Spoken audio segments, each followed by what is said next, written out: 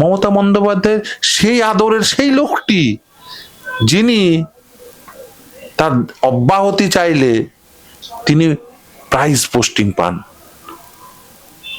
যদি কেউ বলে যে আমাকে অব্যাহতি দিন, তাহলে কি করবো? হয় অব্যাহতিটি গৃহীত হওয়া উচিত অথবা সেটি বর্জিত হওয়া উচিত, তাহলে সেখানে পোস্টিং থাকবেন। না না, তাকে প্রাইজ পোস্টিং দেওয়া হলো।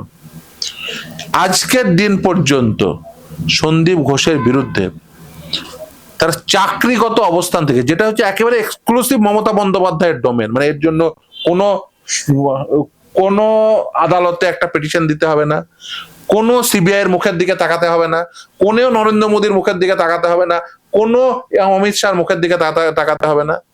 মমতা ব্যানার্জির একেবারে এক্সক্লুসিভ ডোমেন সন্দীপ ঘোষের বিরুদ্ধে একটা ডিসিপ্লিনারি প্রসিডিং ইনিশিয়েট করে তার সার্ভিস টার্মিনেট করা।